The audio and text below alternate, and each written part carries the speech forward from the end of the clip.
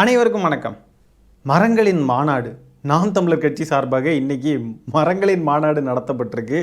ஏற்கனவே பார்த்திங்கன்னா இந்த மரங்களின் மாநாடுக்கு எங்கேயாவது ஃப்ளக்ஸ்லாம் வைக்கிறதுக்காக ஃபோட்டோஸ் ஸ்டில்ஸ் தேவைப்படும் இல்லையா, அதுக்காக ஏதோ ஒரு காட்டுக்குள்ளே போய் சைமன் செபாஸ்டியன் ஏற்கனவே மரத்துக்கு வந்து போய் முத்தம் கொடுக்கறது, மரத்தை வந்து கட்டி பிடிச்சிட்டு அப்படியே பார்த்து அப்படியே ரொமான்ஸ் பண்ணுறது, இந்த மாதிரிப்பட்ட ஃபோட்டோஸ்லாம் ஏற்கனவே எடுத்து அதுக்காக வந்து ஏற்கனவே போயிருந்தாங்க ஏதோ ஒரு காட்டுக்குள்ளெல்லாம். இன்றைக்கி பார்த்திங்கன்னா அதை நீட்சியாக இன்றைக்கி மரங்களின் மாநாடு நடத்தியிருக்காங்க. இந்த மரமண்டை கட்சிகள் வந்து மரங்களின் மாநாடு நடத்திருக்காங்க. சைமன் செபாஸ்டியன் அந்த மாநாட்டில் பேசுகையில் என்ன சொல்லியிருக்காப்புல அப்படின்னு பார்த்தீங்கன்னா, புலிகள் இந்த காட்டுக்குள்ளே நுழைஞ்ச உடனே அணில்களை காணவே இல்லை, அந்த அணில்களுக்கும் சேர்த்து தான் நம்ம வந்து மரம் நடுறதை பற்றி பேசுகிறோம் அப்படி இப்படின்னு சொல்லிட்டு அணில்களை கடிச்சு வைக்க போயிட்டாப்புல. இதில் கொடுமை என்னன்னு பார்த்தீங்கன்னா, ஆக்சுவலான புலி வந்து அணில்களை பற்றியெல்லாம் கவலையப்படாது. புலி வந்து இதுக்கெல்லாம் கவலைப்படக்கூடாது. இந்த புலி என்ன புலி, இது வந்து இந்த புலி படத்தோடைய ஆடியோ லான்ச்சில் இதை டிஆர் சொல்லுவார் இல்லையா, இந்த புலி கொட்டை எடுத்த புலி, கொட்டை எடுக்காத புலி, அந்த புலி, அது மாதிரி இந்த சைமன் செபாஸ்டியன்ற புலி என்ன புலி, இது என்ன புலி, அணில்களையெல்லாம் பற்றி கவலைப்படுற அளவுக்கு இந்த புலி இருக்குது, இவ்வளோ வீக்கான புலியாக இருக்குது, என்ன புலியப்பா இது. அடுத்ததாக வெறுங்கரண்டியில் தோசை சுடுற கதையாட்டும் சைமன் செபாஸ்டியன் வந்து என்னெல்லாமோ பேசியிருக்காப்புல. நான் மட்டும் ஆட்சிக்கு வந்தால் ஒவ்வொரு பிறந்த நாளுக்கும் ஒவ்வொரு குழந்தையும் மரம் நட வேண்டும் என்று சொல்லுவேன் அப்படின்னு சொல்லியிருக்காப்புல. எப்படி ஒரு வயசு இருக்கிறப்போ ஒரு குழந்தை எப்படி மரம் நட முடியும்? ஒரு வயசு 2 வயசு 3 வயசுலாம் அந்த குழந்தைக்கு மரம்னா என்னன்னே தெரியாது, எப்படி நட சொல்லுவீங்க? அதுபோல பள்ளி மாணவன் ஒருவன் 10 மரங்கள் நட்டால் அவனுக்கு தேர்வில் 10 மதிப்பெண்கள் வழங்குவேன், 100 மரங்கள் நட்டால் சிறந்த தமிழ் தேசிய குடிமகன் என பாராட்டு சான்று வழங்குவேன், வேலை வாய்ப்பில் முன்னுரிமை வழங்கப்படும். ஏண்டா மரம் நடுறதுக்கும் வேலை வாய்ப்புக்கும் என்னடா சம்மந்தம் இருக்குது? மரம் நடுறது யார் வேணால் நட்டுட்டு போகலாம். ஒவ்வொரு பர்டிகுலர் வேலைக்கும் வந்து அவனுக்கு அந்த வேலையில் வந்து ஸ்கில் இருக்கணும், அதுக்குன்னு தனி திறமை இருக்கணும், அதுக்கு அவன் படிச்சிருக்கணும், அந்த வேலை தெரிஞ்சிருந்தால் தான் அவனுக்கு அந்த வேலையில் வந்து முன்னுரிமை வழங்கணும். இது என்னது இது? மரங்கள் நட்டால் உடனே வந்து வேலையில் முன்னுரிமை வழங்கணுமா? அது மாதிரி பாருங்க, 10 மரம் நட்டால் 10 மதிப்பெண் கொடுப்பாராம். அப்போ படிக்க வேண்டாம், எல்லாரும் போய் மரம் மட்டும் மரம் நடணும், சுற்றுச்சூழலை பாதுகாக்கணும் இல்லைன்னு சொல்லலை, அதுக்குன்னு வந்து அதை ஊக்குவிக்கிற மாதிரி வேறு ஏதாவது ப்ரைஸ் கொடுக்கணும். மதிப்பெண்ணுன்றது கல்வி சம்மந்தப்பட்டது. கல்வி சம்மந்தப்பட்ட விஷயத்தை வந்து நீங்கள் வந்து மதிப்பெண்ணை வந்து நீங்கள் ப்ரைஸாக கொடுப்பீங்களா? நீங்கள் அறிவு இருக்கிற யாராவது இது இந்த மாதிரிலாம் பேசுவானா? 100 மரம் நட்டால் சிறந்த தமிழ் தேசிய குடிமகனா? எப்படி இது சிறந்த தமிழ் தேசிய குடிமகன்னா? முதல்ல இந்த வார்த்தைகளே புரிய மாட்டேங்குதுங்க. சிறந்த தமிழ் தேசியனா என்ன? தமிழ் தேசியம்னா என்ன? தமிழ் தேசியம்னா ஒரு தனி தமிழ் நாடு கேட்குறது தமிழ் தேசியம். சிறந்த தமிழ் தேசிய குடிமகன்னா தனியாக தமிழர்களுக்குன்னு ஒரு நாடு வாங்கிட்டீங்க, அந்த நாட்டில் வந்துட்டு சிறந்த குடிமகன் அப்படின்னு சொல்லிட்டு 100 மரம் நடுறவனுக்கு வந்து கொடுப்பீங்களா? என்ன இது முட்டாள்தனமாக இருக்குது. 1000 மரம் நட்டால் அவனுடைய இறுதி சடங்கில் அரசு மரியாதை இருக்கும், மக்கள் மரம் நடுவதற்கு ஊக்கத்தொகை வழங்குவேன். அதாவது வெறுங்கரண்டி இருக்கிறவன் எப்படி வேணால் சொல்லட்டலாம், ஆட்சிக்கு வந்தால் தானே அந்த நினப்பு தான். நம்ம என்னத்தனாலும் சொல்லுவான். ஊரில் 4-5 முட்டா பயல்க இருப்பானே இதையும் நம்பிக்கிட்டு இருக்கிறதுக்கு. நம்பாதவனெல்லாம் நமக்கு தேவையில்லை, அவங்க எந்த கட்சிக்குனாலும் ஓட்டு போட்டு இந்த முட்டா பயல்க இருப்பானுங்க, அவனுங்க மண்டையை கழுவுறதுக்கு நம்ம எதையாவது இதெல்லாம் சொன்னோன்னா திரள் நிதியாக அனுப்பி விடுவான். நமக்கு என்ன, நம்ம வாழ்க்கையை நடத்தினால தான். தேர்தலில் போட்டி போட்டு ஜெயிக்கணும்னு நினைக்கிறவன் இந்த மாதிரி முட்டா பய மாதிரி யாராவது பேசுவானா? சொந்த வீடாகவே இருந்தாலும் அங்குள்ள மரத்தை வெட்ட வேண்டும் என்றால் என்னை கேட்க வேண்டும். என்ன இது? இதுக்கு பேர் தான் சர்வாதிகாரம். மரத்தை வெட்டுறதுன்றது ஏதாவது ஒரு தேவைக்கு வெட்டுறாங்கன்னா அந்த மரத்துக்கு பதிலாக இன்னும் ஒரு 2 மரம் நடணும் அப்படின்ற ஒரு விழிப்புணர்வையும் ஒரு சுற்றுச்சூழலை பாதுகாக்கிறதுக்கான ஒரு எண்ணத்தையும் மக்களுக்கு விதைக்கிறது தான் வந்து ஒரு சரியான வழியாக இருக்கும். இந்த மாதிரி மிரட்டுறது இருக்கு இல்லையா, நீ உன் வீட்டில் மரத்தை வெட்டுன்னு வை, உன் சொந்த இடமா இருந்தாலும் சரி என்னை கேட்கணும், இல்லைனா நான் ஏதாவது பண்ணிடுவேன் பார்த்துக்கோ அப்படின்ட்டு மிரட்டுறது, இது வந்து சர்வாதிகார துணி. அடுத்தது பாருங்க, கிளையை வெட்டினால் கூட அது சக மனிதனின் கையை வெட்டுவதற்கு சமம் என்பதால் அக்குற்றத்திற்கு 6 மாதம் சிறை தண்டனை கொடுப்பேன். அதான் நான் சொன்னேன் இல்லையா, இதுதான் அந்த சர்வாதிகார போக்கு.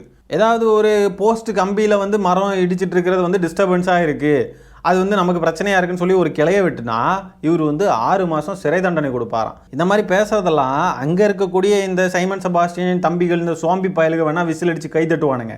ஆனால் ஆக்சுவலாக பார்த்தீங்கன்னா இதெல்லாம் என்கரேஜே பண்ணக்கூடாது. ஏதோ எங்கள் அண்ணன் இயற்கைக்காக பேசுகிறாரு, மரங்களுக்காக பேசுகிறார் அப்படின்னு சொல்லி பேசுவானுங்க.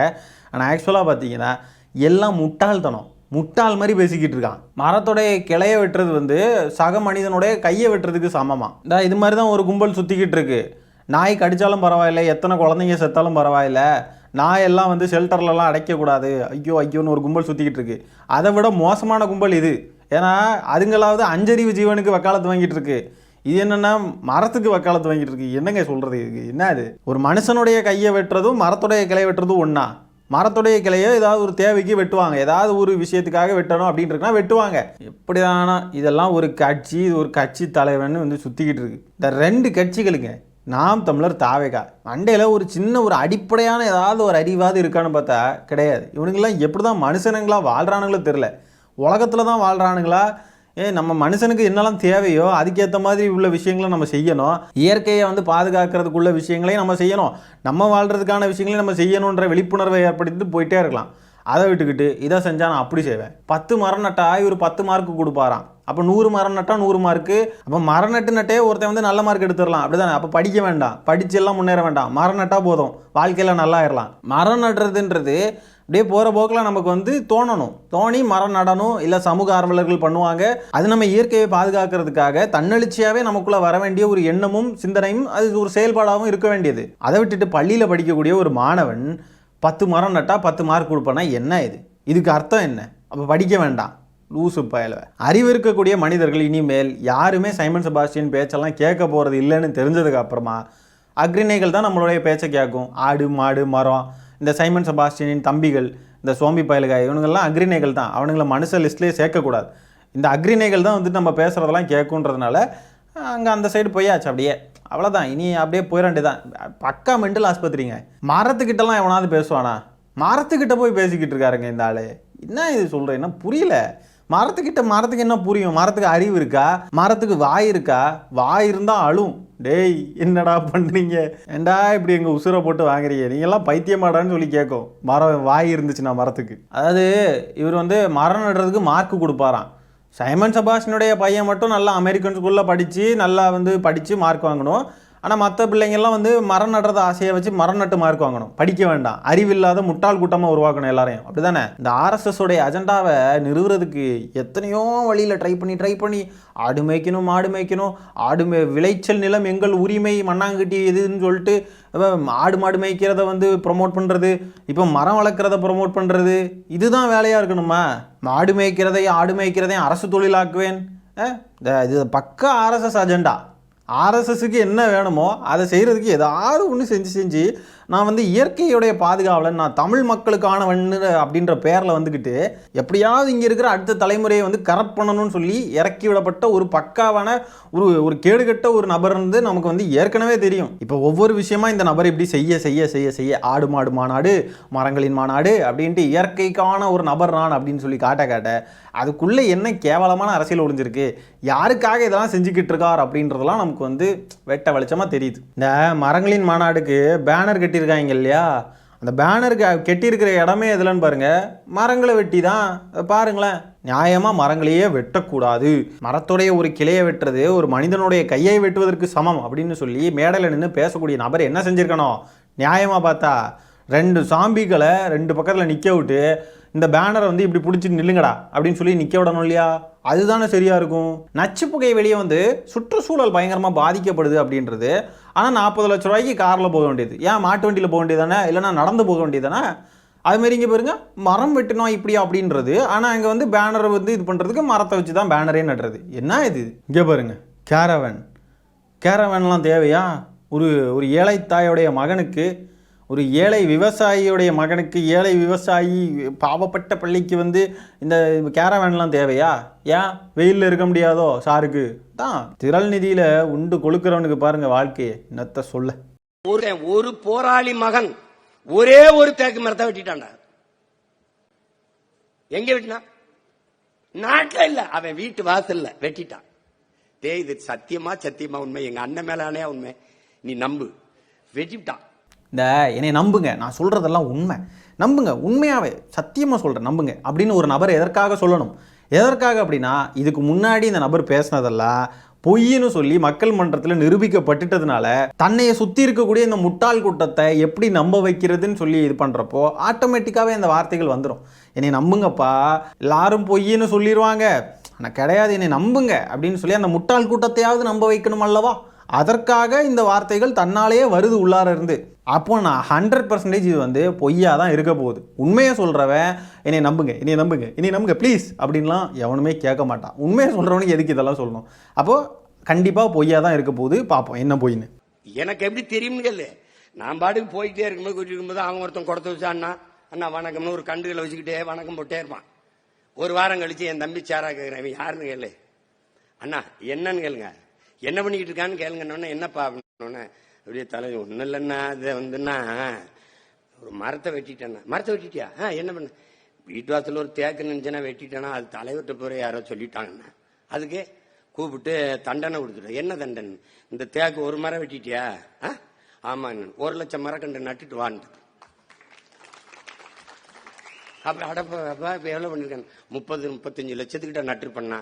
இன்னும் கொஞ்சம் இருக்கு, இன்னும் 30,000 நட்டுருப்பண்ணா, இன்னும் 1,00,000 கொண்டு போகணும்னா அப்படின்னு. ஒரு குடத்தை வச்சுக்கிட்டு கண்ணை வச்சுக்கிட்டு சுத்திக்கிட்டே இருக்காப்ல, நட்டுக்கிட்டே இருக்காப்ல காடு காடா. அங்க தூரத்தில் நிற்கும்போது அண்ணே நம்ம ஆள் பாருங்க அங்க நட்டுக்கிட்டு இருக்காப்ல பாருங்க அப்படின்னு அவன் காட்டினான். அண்ணா இதெல்லாம் நான் நட்டது நான் வந்துட்டேன். அவனு இதே மாதிரி 30,000-40,000 கண்டுகளை நட்டுட்டான். அப்படி ஒரு குடத்தை வச்சுக்கிட்டு மரக்கன்றுகளை வச்சுக்கிட்டு சுற்றிக்கிட்டே இருக்காப்புல வாழ்க்கை ஃபுல்லாக. 36 லட்சம் மரம் நட்டாப்லையா? அதுதான் வேலையா? அவனுக்கு வேறு வேலை இல்லையா? ஏன்னா அவ்வளோ ப்ரிவிலேஜ் இருக்கிற ஒருத்தனா? மரம் நடுறதையே வேலையாக வச்சுக்கிற அளவுக்கு ப்ரிவிலேஜ் இருக்கிற ஒருத்தனா? அப்படிப்பட்ட நபர் யார்? எங்களுக்கு தெரிஞ்சு விவேக் அவர்கள் வந்து கிட்டத்தட்ட 36 லட்சம் மரங்கள் நட்டுருக்காரு. அவருக்கு அந்த ப்ரிவிலேஜ் இருக்கு, அவர் அந்த மரங்களை நடுறாரு. ஓகே, அது எல்லாருக்கும் தெரிகிற ஒரு விஷயந்தான், அது தெரிஞ்ச விஷயந்தான். ஆனால் இவர் சொல்கிற அந்த ரேண்டமான பர்சன் யார் அந்த மாதிரி மரம் நட்டது? அந்த ஒரு போராளியுடைய மகன் யார்? அந்த தேக்கு மரத்தை வெட்டுன நபர் யார்? அதாவது அளந்து விடுறதுங்க, லட்சக்கணக்கான பொய்களை சொல்லியாச்சு. அதில் அடுத்த பொய் அவ்வளோதான். இதை வந்து இந்த சாம்பி பயலுக நம்பிக்கிறோம். எப்படி தானே தெரிலங்க, எல்லாரும் எடுத்து சொல்லியாச்சு. பொய் புழுகிற ஒரு புழுகு மூட்டைன்னு சொல்லி ப்ரூவ் பண்ணியாச்சு.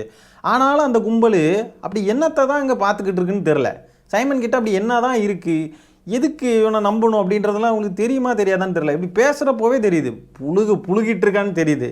அப்படி எதுக்கு ஆதரவளிக்கணும், எதுக்கு கூடவே சுற்றிக்கிட்டு இருக்கணும்? வேற ஏதாவது ஆதாயம் இருக்குமா?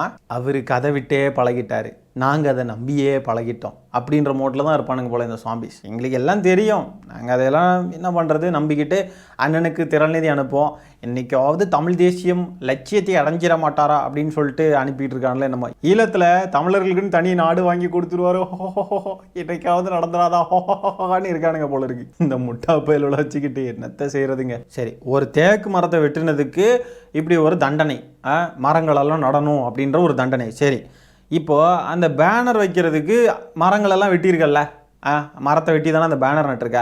அப்போ அதுக்கு நீ எத்தனை மரம் நடணும், அதுதானே உனக்கு தண்டனையாக இருக்கணும். இந்த அரசியல் கட்சியை கலைச்சிக்கிட்டு நீ போய் மரம் நடுப்போ. அரசியலே பண்ணாத, நீ அரசியல் கட்சி வச்சிருக்கிறதுக்கு உனக்கு தகுதியே கிடையாது. போய் மரம் நடு, வாழ்க்கை ஃபுல்லாக மரம் நட்டுக்கிட்டே இரு. நீ இப்போ இத்தனை மரம் வெட்டியிருக்கல்ல, போய் மரம் நடு. நீ காற்று பாதிக்கப்படுது, காற்று மாசுபடுது அப்படின்னு நீ சொல்கிறல்ல, அப்போ நீ கார் ஓட்டுறல்ல, நீ 1 கிலோமீட்டர் கார் ஓட்டினா 10 கிலோமீட்டருக்கு நட, சரியா? அப்படி பண்ணு. ஆனால் இவன் நடந்து போகிற அடுத்த 10 கிலோமீட்டருக்கு அந்த காரு ஓடி தானே வரணும், என்ன பண்ணுறது? அடுத்த 1 கிலோமீட்டர் காரில் போயிட்டு 10 கிலோமீட்டர் நட. ஆனால் அது ப்ராக்டிக்கலி பாசிபிள் இல்லைங்க. அதுக்கு அது 20-22 கிலோமீட்டர் கார்லேயே போயிடலான் இருக்கும். ஆனால் நீ ஆக்சுவலாக பார்த்தா நீ காரை யூஸ் பண்ணக்கூடாது, நீ முழுக்க நடந்து போகணும், இல்லை மாட்டு வண்டியில் போகணும். நீ உனக்கு சௌரியத்துக்கு நீ இருப்ப, இங்கே எல்லாரும் லூசு போயிடுவ, அப்படி தானே? அந்த திருத்தணி தொகுதியில் என்னுடைய தம்பி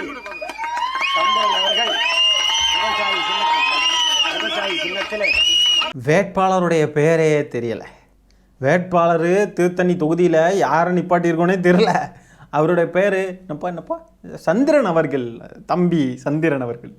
ஏண்டா இப்படி வெக்கம் கட்டி இருக்கீங்க அந்த கட்சியில்? அதே இந்த தம்பிகளுக்கெல்லாம் மனதைரியம் வேணும். வேட்பாளர்களாக போய் நிற்கிறவங்களுக்கு தோக்க போகிறோன்னு தெரிஞ்சே போய் நிற்கிறது இருக்கு இல்லையா, டெபாசிட் கூட கிடைக்காதுன்னு தெரிஞ்சே போய் நிற்கிறது இருக்கு இல்லையா, இதுக்கெல்லாம் ஒரு மனதைரியம் வேணுங்க. இது ஒரு கட்சின்னு நம்பிக்கிட்டு அங்கே போய் நிற்கிறானுங்க பார்த்தீங்களா, அவனுங்கெல்லாம் எப்படி பாராட்டுறது? தெரிஞ்சு நிற்கிறானுங்களா, இல்லை எதுவுமே தெரியாமல் பாவப்பட்ட அப்பாவி இன்னசென்ட்டுகளாக இருப்பானுங்களா அப்படின்லாம் தெரியல. இவனுக்கு கண்டிப்பாக எல்லாம் அரசியலெல்லாம் பார்த்து தானே இருப்பானுங்க. அப்போ தெரிஞ்சே தான் நிற்கிறானுங்கன்னு அர்த்தம். தெரிஞ்சே தான் நம்ம தோக்க போகிறோம்னு தெரிஞ்சு நிற்கிறானுங்க. அதுக்கே ஒரு தனி மனதைரியம் வேணுங்க. பிரபாகரனின் பிள்ளைகள் நம்ம தோத்தாலும் நம்ம இனத்துக்காக நம்ம இருக்கோம் அப்படின்லாம் இந்த சட்டையை கிழிச்சு இது பண்ணுற இதெல்லாம் இருக்கும் இல்லையா. சைமன் செபாஸ்டியன் பற்றி கத்தி அதில் வந்து இன்ஃப்ளூயன்ஸ் பண்ணி இந்த விசில் அடிச்சான் குஞ்சுகளை உருவாக்கி வச்சிருக்காரு இல்லையா. அதனால இவனுங்க வந்து அதெல்லாம் பற்றி கவலைப்பட மாட்டானுங்க. எலெக்ஷனில் தோத்தாலும் கவலை இல்லை, தோத்தாலும் நாங்கள் ஒரு ரீல்ஸ் போடுவோம், தோத்தாலும் ஜெயிச்சாலும் மீசை ஊருக்கு அப்படின்ட்டு பாட்டை போட்டு ரீல்ஸ் போட்டு அதில் அப்படியே மனசை தேத்திப்பானுங்க. அதுதான், அவ்வளோதான், அது போதும் அவங்களுக்கு, அதுதான் அவங்களுடைய அரசியல். சரி மக்களே, இந்த காணொலியை நான் இதோட என் பண்ணிக்கிறேன். நன்றி, வணக்கம்.